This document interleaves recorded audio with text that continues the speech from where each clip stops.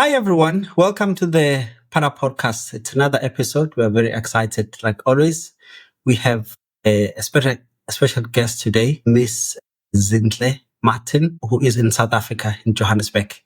As always, the co-host, Tulani, is here. Unfortunately, Elias might join us later. He's got some commitments that are keeping him busy. He is adulting, like they say.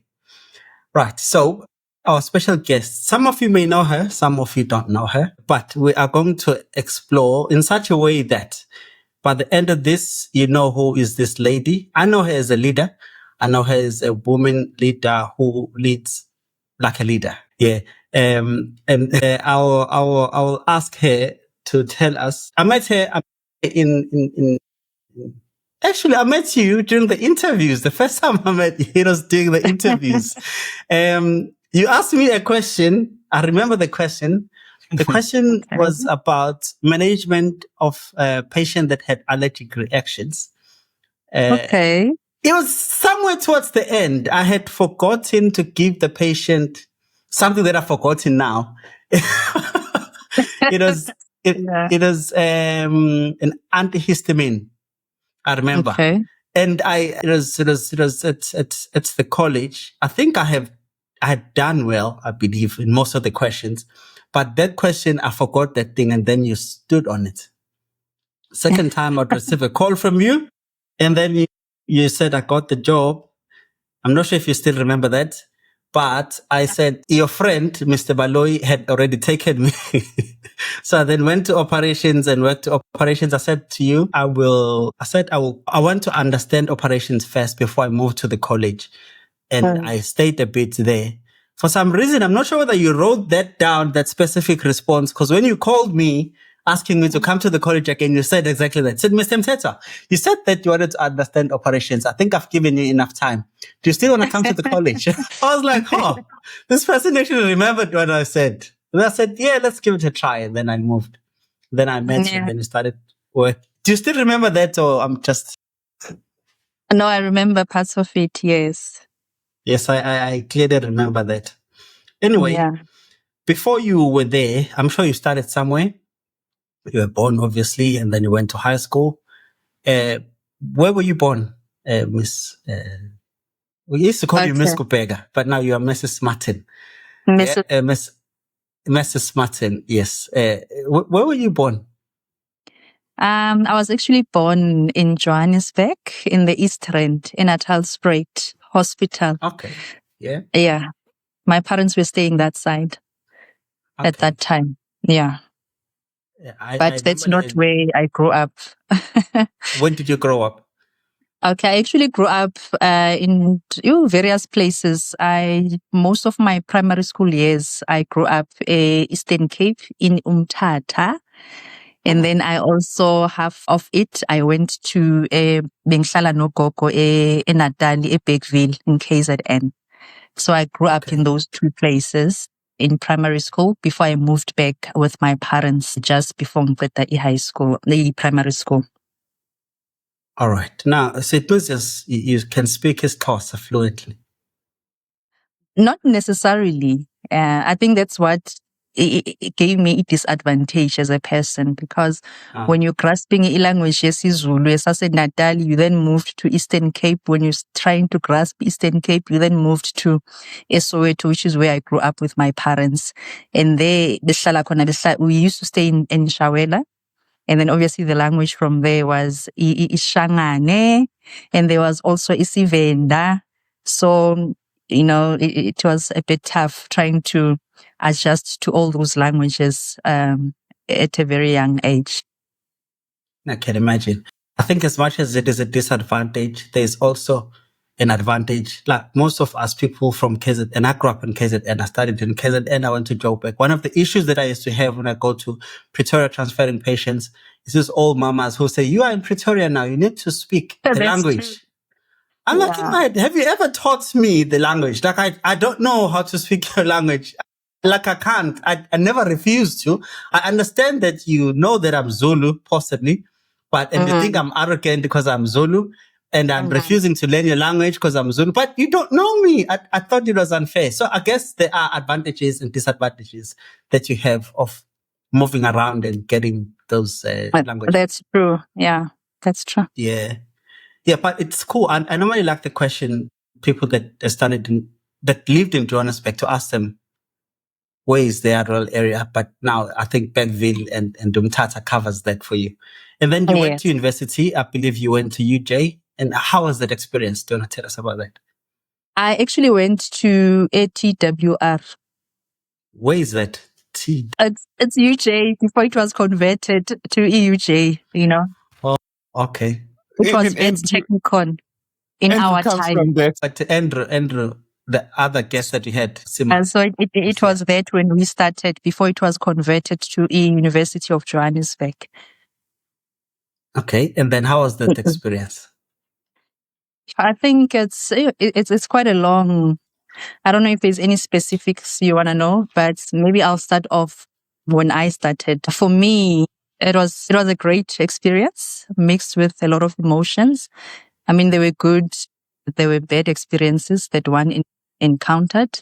And I think it's the UJ and its teachings and the environment is what paved a way for me to be where I am today. Because I remember when I started, I was a shy person. You know, I used to sit at the back and I used to pray with, I hope they don't choose me today. But for some weird reason, I was always chosen for certain leadership roles, especially with e-rescue, you know, the rescue component of it, where one had to be the team leader. So it was almost certain that if they were practicals, I would be chosen. And I don't know whether it's because I was the softest spoken and the most shyest person and they wanted to get that out of me so that I can be able to go out there and become a leader. But so I got chosen quite a lot. And I dreaded it because now I was put in this position where now I have to remember certain things as a leader and lead a team of people that knew what they were doing. And yeah, it was a bit tough, especially in first year. But yeah, I became what I am now from that. So, you know, when you're telling something like that, people will say, "Where nana?" You know, when black people say, "Where nana?" It's like sounds unbelievable because of the person that you are. But I just want to backtrack a bit. Is that how did you get into paramedicine? Because how did you get into paramedicine? Okay, how I got into it. I actually, when I grew up, I had wanted to become a doctor. From a very young age, that's what I wanted to be. And I remember going to a UJ during one of the openings. I think I was in grade 12 or 11, between the two. And there was an opening. I was accompanying a friend. And when I got there, obviously we went to various healthcare sessions like podiatry and all that. And I bumped into emergency medical care. And I never even knew it existed. And I was so intrigued because I used to watch E-Rescue 911. So I fell in love with it. And when I saw this, I was like, is there such a thing, you know, in South Africa? And they were showing a video on the screen. You know, the video was people climbing up the ropes and doing all sorts of things. And I was like, that looks like fun. Although I was scared of heights, but something in me touched me and said that's what I would love to actually do, because it was close to e-medicine. But the nice thing about it was that you go out there and you rescue people, and that's how I actually applied and enrolled on the actual program. I don't know if there's something else that you want to add, but that's how I enrolled onto the program. I actually bumped into it. I never knew it existed. You know, before Melis, you speak there, you know, lately, like if you ask a small child, what do you want to be? They don't mention doctor. They don't mention all those careers that we used to call when we were young. Yeah. When you ask young kids, what do you want to be? They're like, I want to be a podcaster. I want to be an influencer. I'm like, where's that coming from?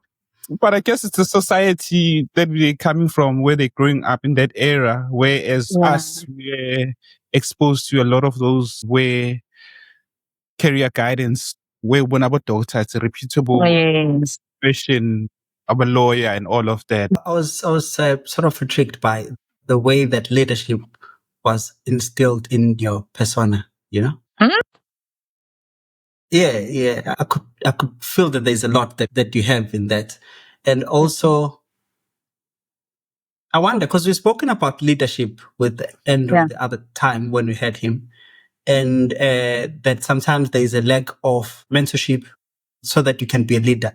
When you finish work, you're automatically expected to lead a team of people who have more experience than you. And now that was done at university. I guess there's something good that came out of that, because you then became the leader that you are now. Do you think that there should be, and you're a female too, I think, normally in the context of the racial dynamics and the social politics, they normally say that if you're a female, you have black, you have two issues that you fight against: the fact that you're black, and the second one, that you're female. And now, in that term, do you think that there should be specific programs that actually assist? Or do you think that the program that you got in is the best program that could have assisted you to become who you are now, looking at the context that I just placed before? I think personally, I don't think it's like that for everyone. It depends on your personality. It depends on your fighting spirit. And for me, it was the best program because, as I said, I was put on the forefront and I was forced into a place where I had to lead. I even remember climbing a vehicle. I think I was in third year. And obviously being the only black female in that class, I remember climbing a vehicle and I had males working with me. And it seemed to me that every call was my call. You know, especially your hectic P1 head injury patients. And at that time, I never understood. I felt like, why am I always thrown in the deep end? And because I knew my stuff, the only thing that I think that I lacked was a lot of confidence, especially being a female and having to command a scene, especially where they were firemen.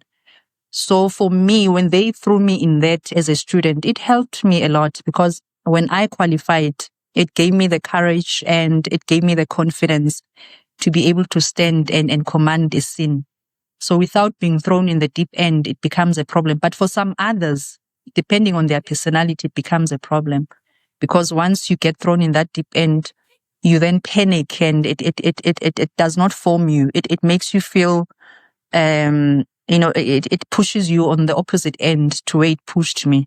So I don't know if it's the greatest program, but for me, it actually gave me an opportunity to become confident in myself, because obviously there you had people that oversaw that were guiding and mentoring. So when I was on my own, it became better because I was thrown in that deep end. For others, it might do the opposite. Whoever was throwing you on the deep end, do you think they had a spirit of wanting to see you progress or wanting to see the best coming out of you? Or, and like, was there any guidance afterwards? And then you go alone and reflect on yourself, and then you think, I need to move to this direction now because this is where I am. And then you gain confidence individually as compared to being supported as a person.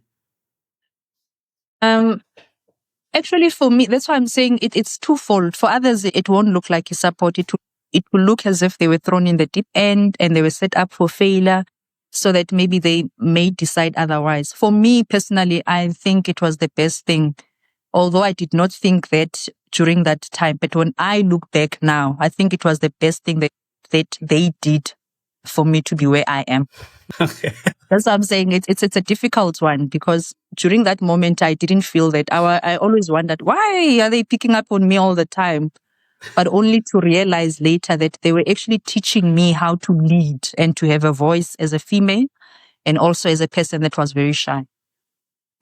I'm laughing because you're a politician. No, but I'm speaking the truth. It's okay. my truth. Yeah. Now, Miss Martins Zintle, how do you prefer to be called, Mrs. Martins or Zintle?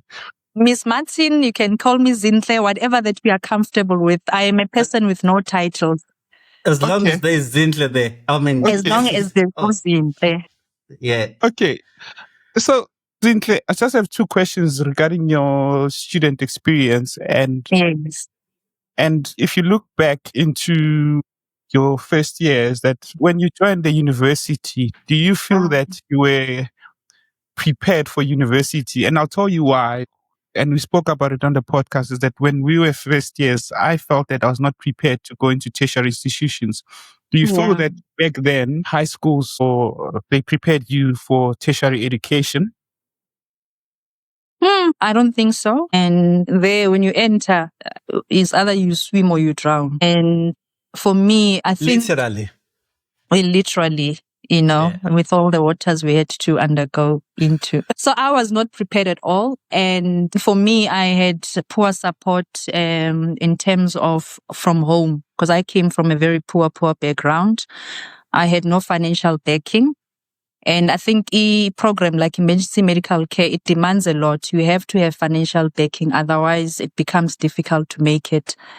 And for me, coming from home, it was tough because you had to be there very early to do physical training. And you had to, at times, you had to leave very late. So for me, it was tough in terms of I did not have any financial backing, where at times I had to walk.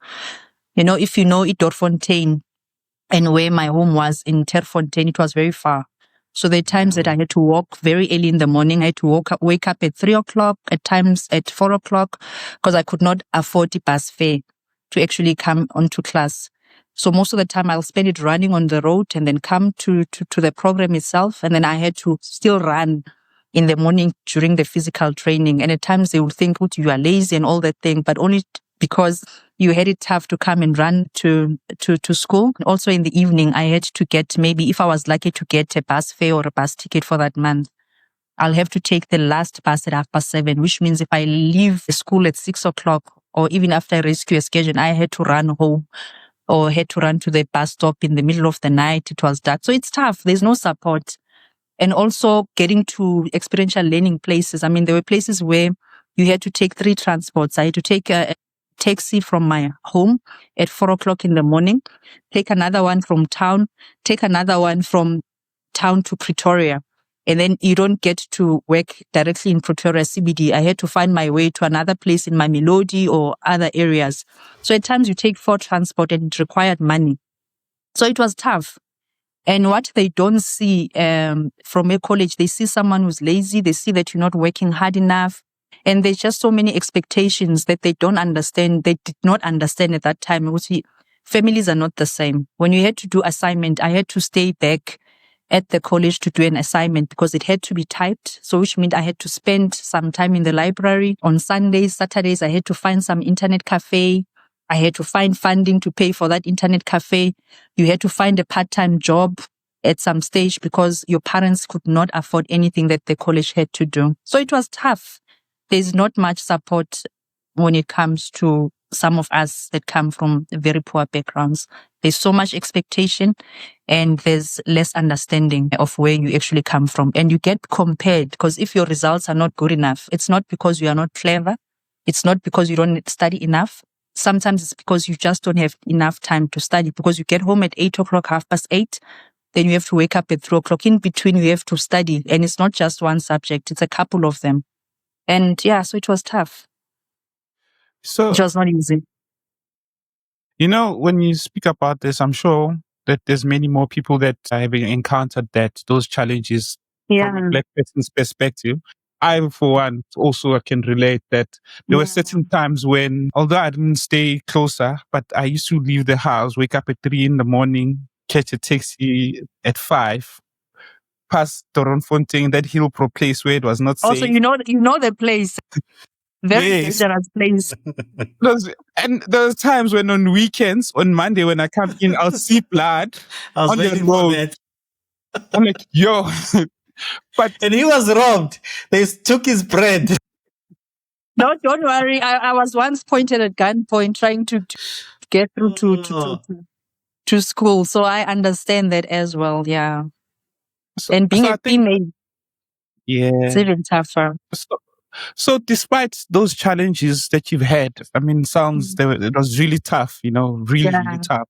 And I don't know if you've ever told this story, but I hope that people get to listen to this because it might be inspirational to someone that is out there who's a student. More specifically who's a female, and not just South Africa, but everywhere else, it relates.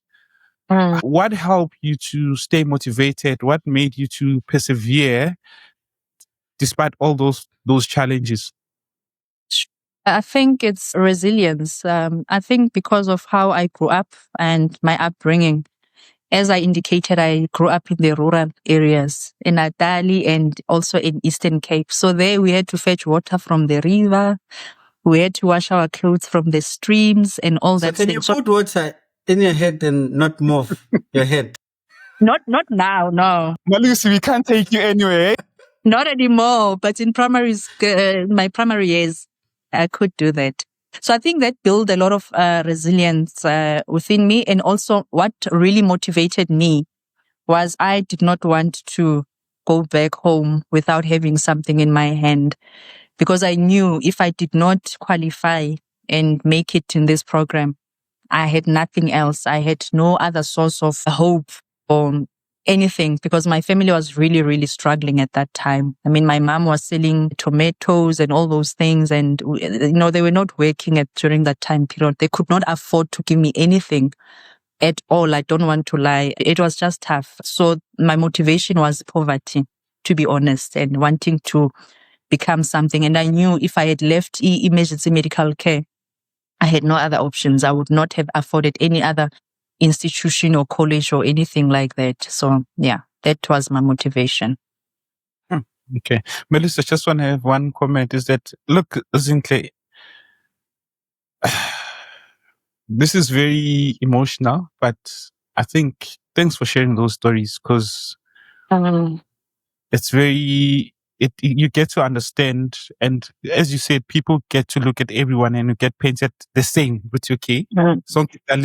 But when we start at the university, we don't all start at the same level. Some people come from better backgrounds, some people come from good schools, and all of those things put in one place can affect you as an individual. But as you highlighted, is that there's perseverance, you knew what you wanted, but also you knew, Guti, there's nothing else that you want to do. And look at you now. Hey. Yeah, you know what? Yeah, it's true, Tulani. It's the South African story is just, I don't know, it's just hard. You can't really listen. Sometimes I get tired of listening to our story because it's sad and it's hard, and you need to get to a certain point and you need to swim with everyone, as Tulani is saying. And then you need to be exactly in the same position with them, and you expect it to be like that. And it's not only on the academics, even now, in everything. But the background, you can't level up. It's hard, there's so much that you have to do to get to that point. And if you think about it, it's a mere struggle to be part of the middle class, and that's it, Yeah, it's very tough. It's very tough. Can I share something as well? Yeah. Just quickly, maybe just to close off that the little background. I remember at some stage, I think it was just a blessing. When I was in first year, I got an opportunity to get the NFSAS. I think that was just a life changer for me. And I remember pleading with the chairperson SRC, because he said you were a bit closer in terms of accommodation. Normally they give that to people that stay very far. And I think we were so blessed to a point whereby they then allowed us or funded accommodation and outside accommodation, which was closer to university. It was called the Martin Hotel. So that's where we stayed. But however, the challenge that persisted with me was imali and going to my experiential learning, because my parents could not afford. I think they started off giving me 50 rand, which lasted for 3 months. 50 rand for 3 months. After that, they could not give me a cent to actually give me something for me to eat or even to travel to the experiential learning. And I remember for us, me and a friend of mine that used to study with us, the only way we could eat something was to cook for the people that stayed within Imaristin Hotel to be able to get something to eat. And there were times where we'd get to Eskolweni and there would be practically no food for us to actually eat. And would maneuver the whole day, practical learning and all that. And lucky for me, and I met a good Samaritan that became like a father and a mother figure in my life that assisted me in terms of the finances. Although it was tough at times for the person, but it really helped a lot.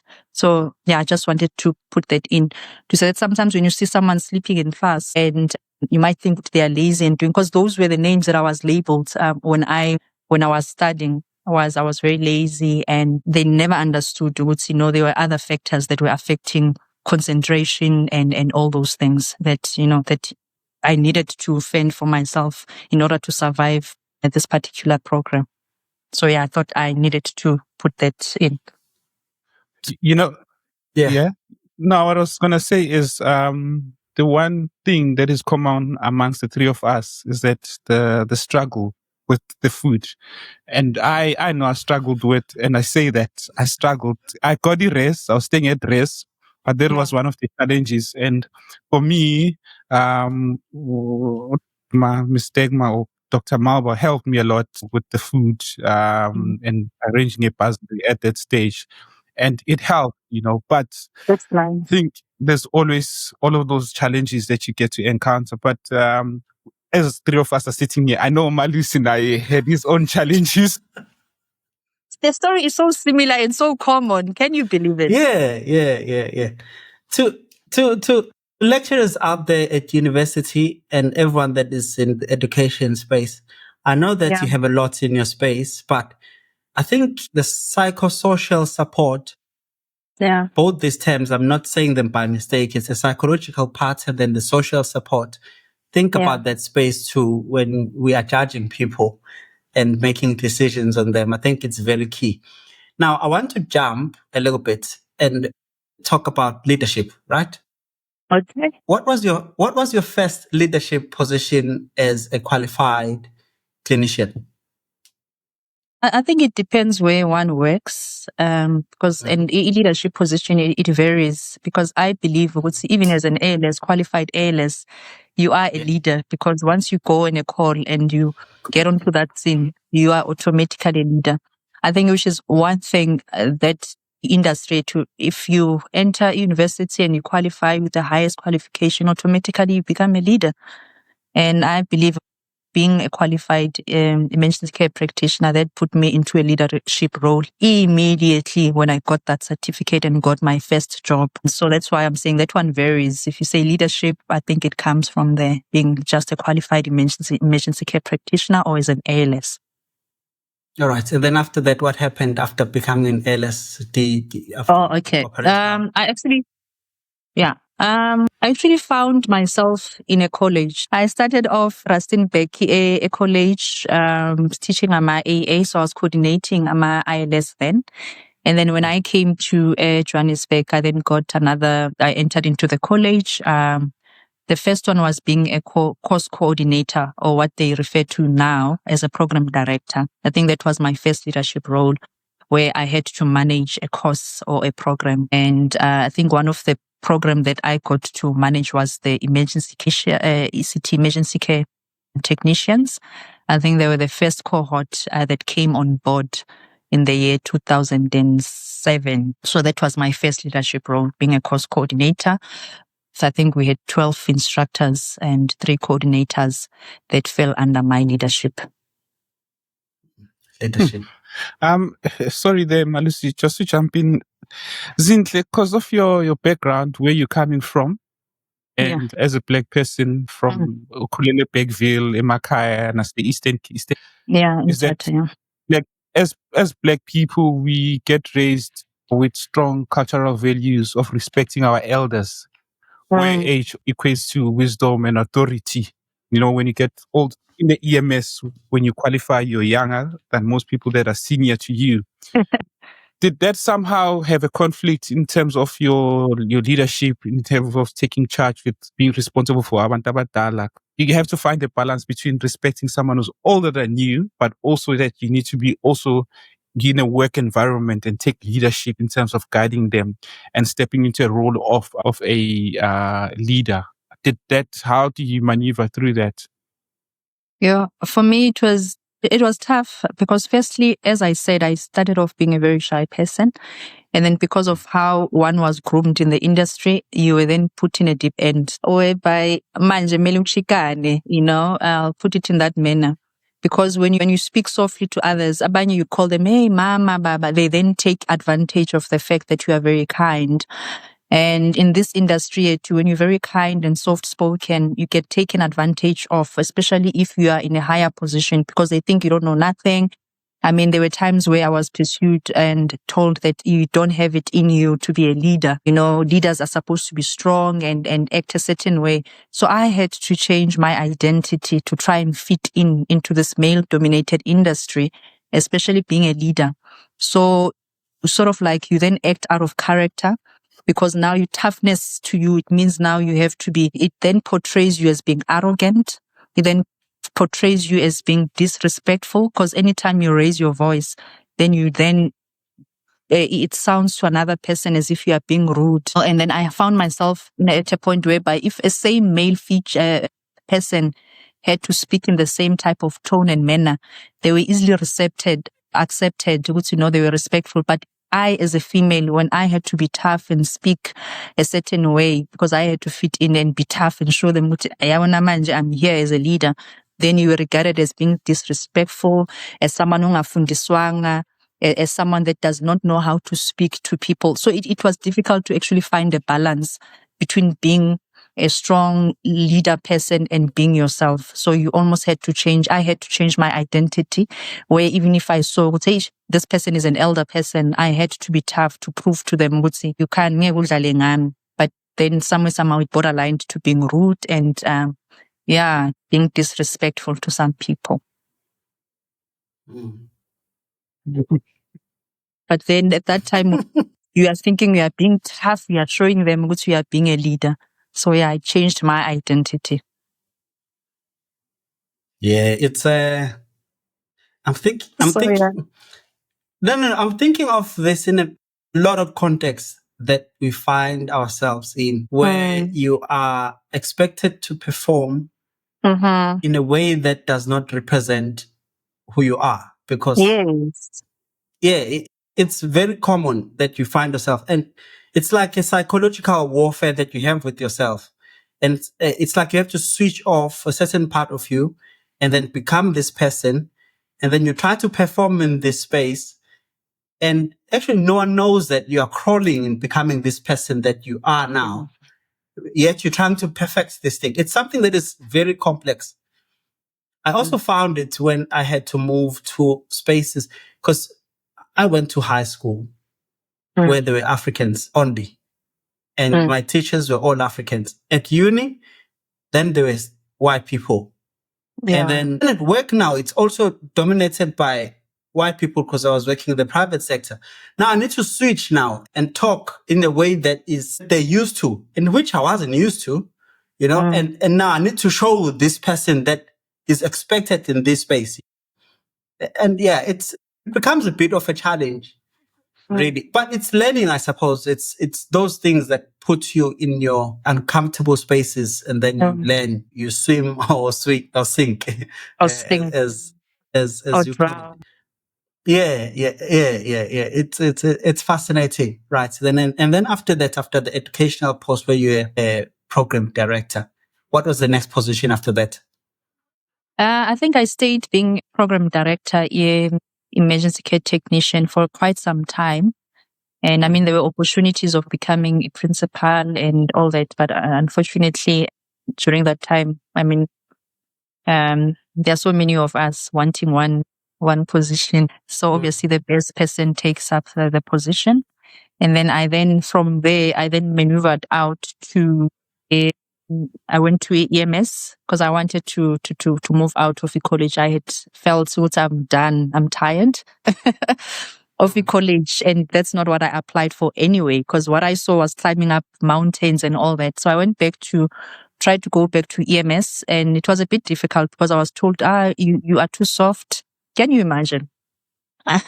while I trained to become a paramedic, I was said, no, but you're too much of a lady. You're not gonna cope in the EMS environment and all that. And Lucky for me, the late Ukgati Malibane, when I sat down and spoke to him, he then saw my potential and said, no, come over and tell us what is it that you're going to bring onto the table. I then looked around and realized there are certain shortfalls within EMS, like equality assurance was non-existent within the Department of Health, EMS specifically. So I then I started off that EMS quality assurance. And then while I was there, I was then brought back to the college, as I think at that time the college had lost the accreditation of all the programs. So I had to come back and re-get the accreditation that were lost and also start off. I came back as a principal at that time. Yeah, so I led the team, Satulam accreditation, and then I was one of the leaders that actually got into partnership under my leadership, partnership with Sfako Mahato. And so that we are able to acquire the accreditation with as an HEI institution. So I was part of that foundation, and I was happy we got our accreditation. We started off the study guides from scratch with the team that we had because they really wanted this to happen. So we became one of the first provincial colleges to actually acquire an HEI status under the Sfako Mahato University. So that's where I was as a principal. I think I was there for 3 years, and by then I was already a deputy director level, because remember we started off before AMA OSD started off, Sitalek as a coordinator, you were already placed onto that particular level. So when the principalship came on board and they said, are you going to apply? And I was like, no, I think I've ran the rank. I don't have to have a title to my experience at Tilibone. I was already a principal, whether acting or not. I was already a principal and I achieved a lot, and I managed to found and do a lot of things within the college itself. So I felt I really needed a change. I can't get stuck at the college any longer than I was. I mean, I was there for more than 10 years. So it was too much. I needed to give other people an opportunity, and I needed to expand and do something else.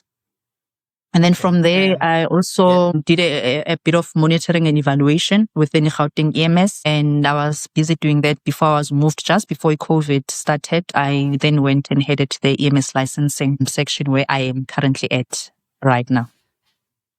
Okay, right. I want to go back a bit. The quality assurance. How was that experience? Like you said, did you start the whole system? How did that work? How did it look like? Yeah, it was non-existent. Obviously, as a formal program, because obviously quality assurance is done by my managers, and you as an ALS, you have to oversee certain elements within the station that you are working at. But obviously, as a formal program within EMS, it was non-existent. It was only a program that was there within the Department of Health, whereby it was mostly focused on in hospitals, but not necessarily within EMS. So I had to go there and work under equality assurance within the Gauteng Department of Health for 6 months to try and see how do they do their quality assurance. I remember I also had to go and see my office in Netcare and ER24 just to see how do they do their own quality assurance. So I had to do a lot of benchmarking and see what is it that we can take and bring to the Gauteng EMS space. So that's how it started. They looked at policies that existed within the department and tried to align them to the EMS sector. And then when we started, it was, I think we collaborated with Libone then. And so we went around the province, going from station to station, just to make sure there's a lot of quality improvements that are in place. Because people think EMS is just about driving an ambulance, but there's a lot that goes on behind the scenes. So we had to make sure there's a lot of quality assurance things that are done within the industry EMS. Accounting, yeah.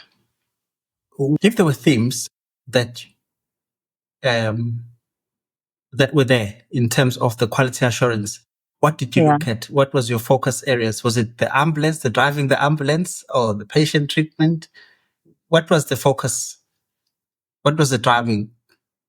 It was basically everything, because I believe quality assurance is not just about the ambulance itself. It was about the facility. It was about the equipment. It's more or less what I'm doing right now in terms of emergency medical services regulations. It's more or less the same, in terms of, do they have adequate facilities? Are they ambulance rightly equipped? Staffing, and also looking at policy. And most of all, we looked at things like mentorship, because most of the time when we qualify, you get thrown into the deep end, or let's say you apply to become a station manager. And most of the time you just take up the job and there's an assumption you know what is happening. So during that time period, we worked hard to try and make sure there's mentoring nyana ebakhona, the little that we could do to mentor people that take up certain position within the EMS industry, to equip them so that they understand the SOPs as well as understand what is expected of them. So that's what used to happen with the quality assurance. It's an all-rounder. It's nothing specific. We looked at policies and tried to align them. We looked at complaints management systems to say that how do we then make sure that when complaints come in that we really, really align them and make sure that they are answered and the public is protected. Yeah, it's interesting. I think there's a question that we once asked one of the guests. Yeah. It's about research in the space. Mm-hmm. Do you think that there is room for a person that just does research, or an office that just does research in EMS?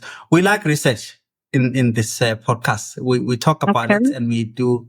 Yeah, we like to talk about research, and we're serious about it.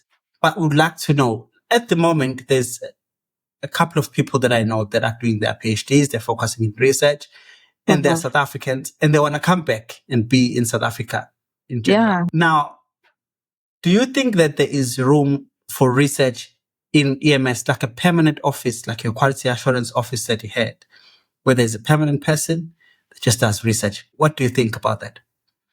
Yeah, I think research is quite important, because how do we then evolve if we don't check what is currently existing and check what can be best practice?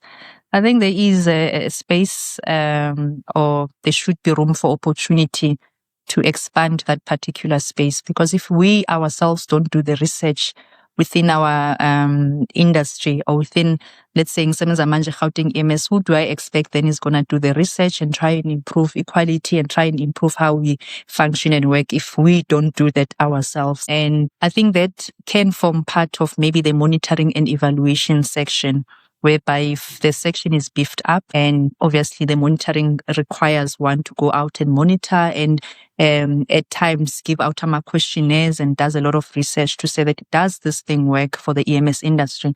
Because remember, the EMS industry, as much as it's a bit old now, it's still fairly new when you compare it to the health sector as a whole.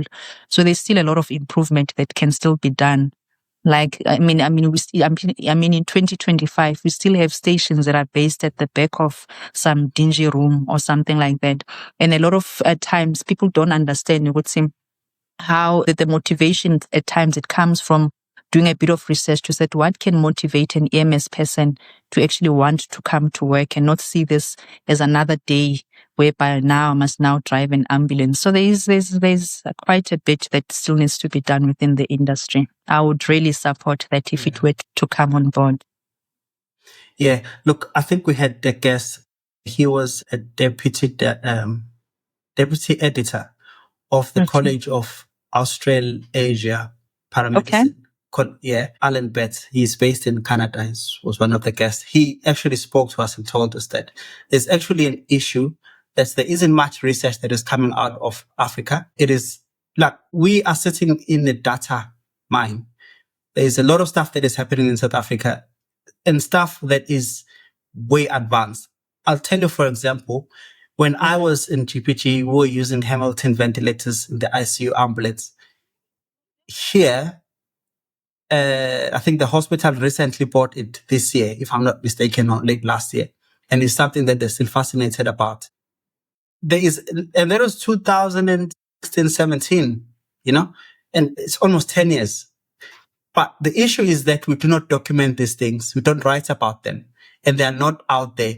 One of the videos that we did previously was about research that was done in Qatar, where we were looking at a case that happened. It's just simple. You write about a case. This is what happened, and this is an intervention that you think is good about this, and you just highlight that. There's a whole lot of stuff that happens in Johannesburg that people don't know about. But we do need people, I believe, that are going to be responsible for that. At the same time, you identify key areas where you need improvement. And then you find them. These are the areas that you need to improve. And then the organization focuses on that and they move to that direction. Anyway, I'm happy that I'm talking to the right person. Did you want to add something there? No, I just wanted to say, I think with most of us, like what you've said now, we don't take up the challenge and go to management and the leaders that are there to say that I'm seeing this gap. And I think it's a space that one can do 1, 2, 3. Because sometimes for such things to take to happen is for someone to come up with a proposal and say, this is what I'm proposing. And you point out your business plan in terms of that particular space that you want to be in. Because without that, it's difficult for anyone to see a space, a research, if someone that is passionate about it does not come into the space and say, this is what I want to do, and this is what I'm expecting, and how do we then partner to make sure this office functions within the industry. Most of us partake in research because there's this new thing that has come on board that we all want to be doctors, and it's one of without Dr. Martin, and we do research purely to get a qualification to be called doctors of the industry. And we don't take it up upon ourselves. We're doing this purely because we have passion.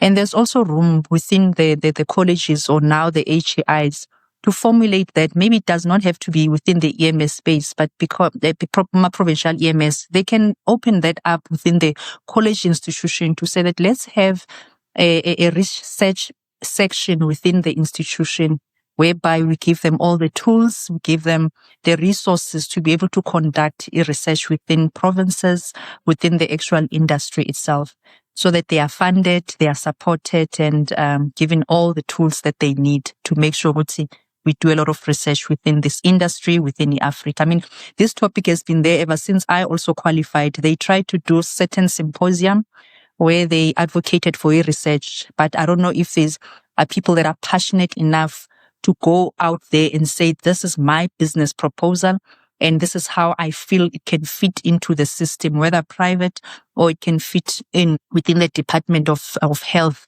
as an emergency medical service sector. So I don't think there's anyone passionate enough that has done that.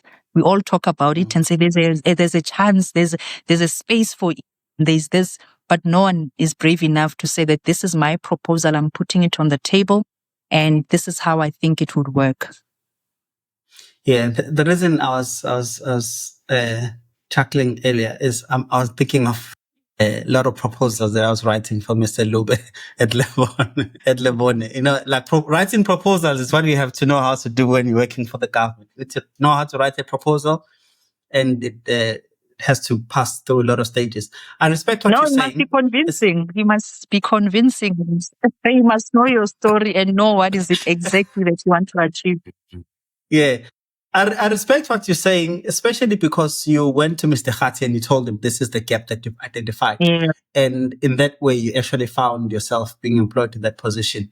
And the position was, I believe, created, and you had to do everything around that. I do think that it's possible.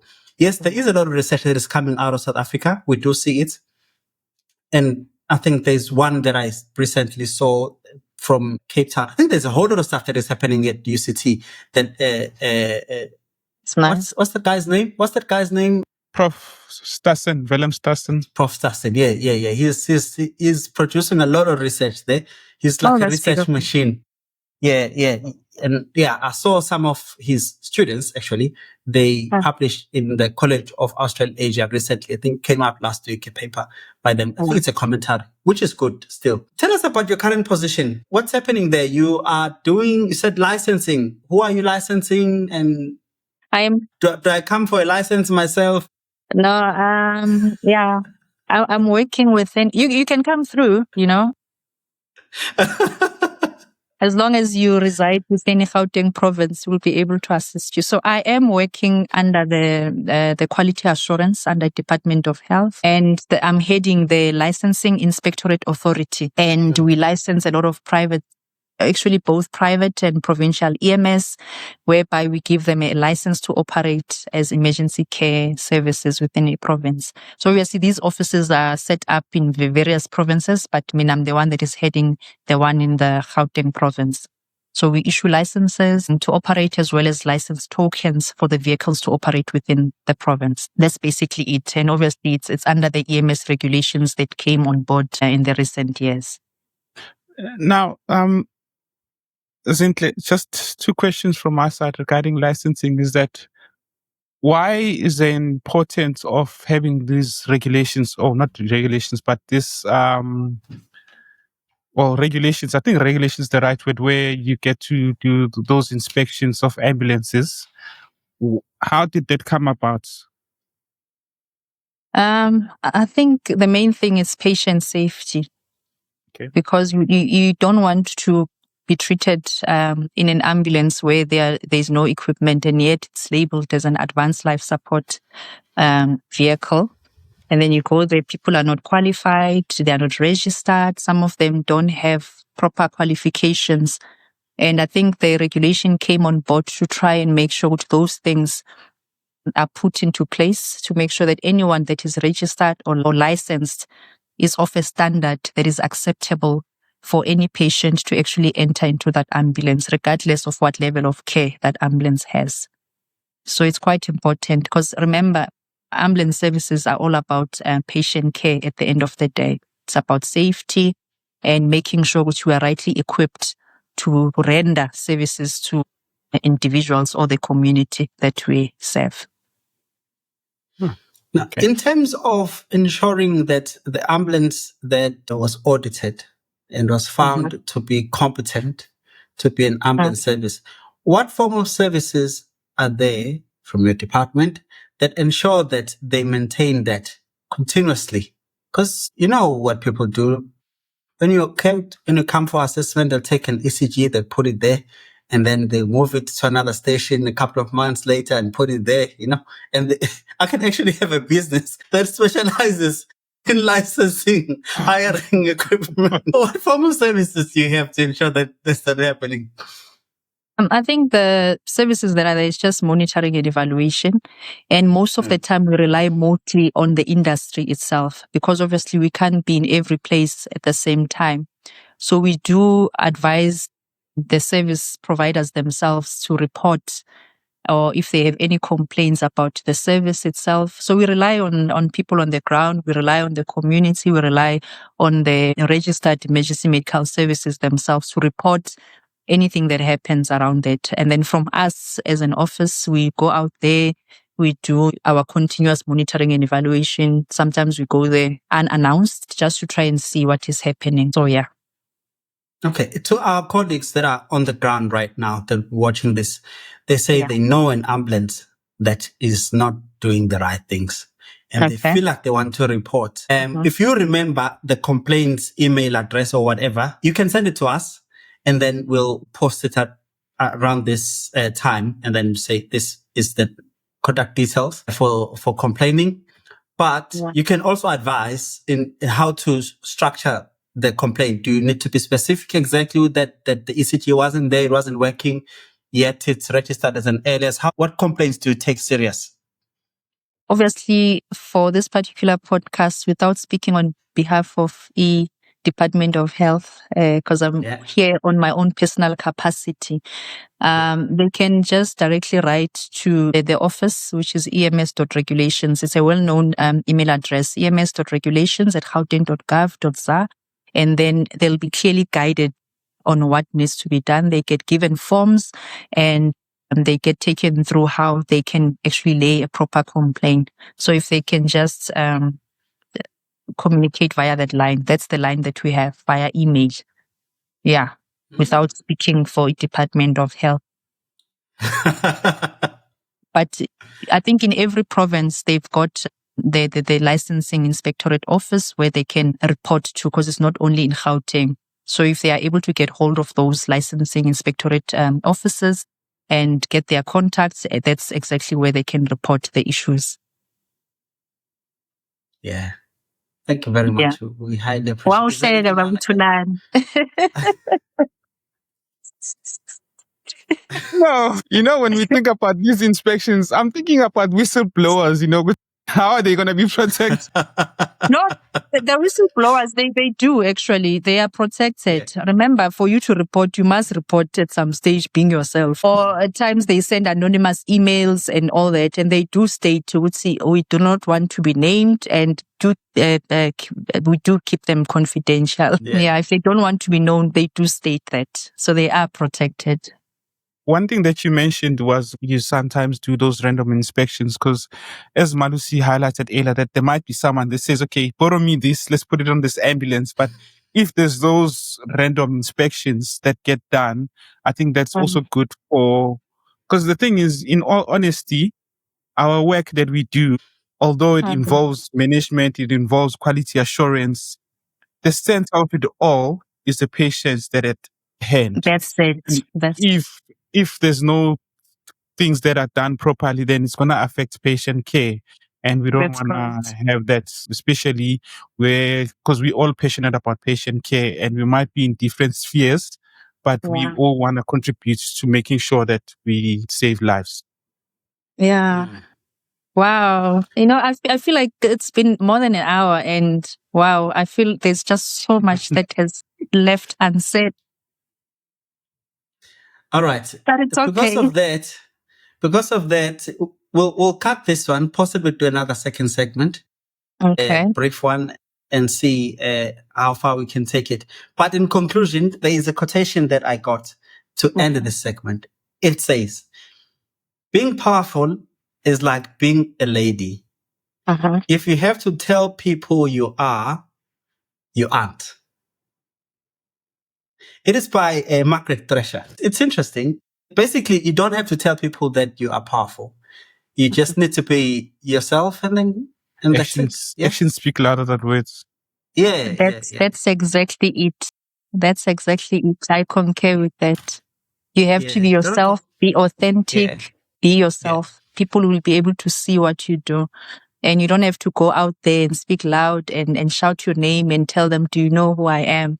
Your actions must follow you and speak for themselves. That's quite correct. Yeah. Yeah. All right, everyone, thank you very much for tuning in for this hour. We thank you very much. And do share this with people that may care to listen. We'll see you on the next one. There is a second segment where Mrs. Martin is going to share more about her story. Thank you.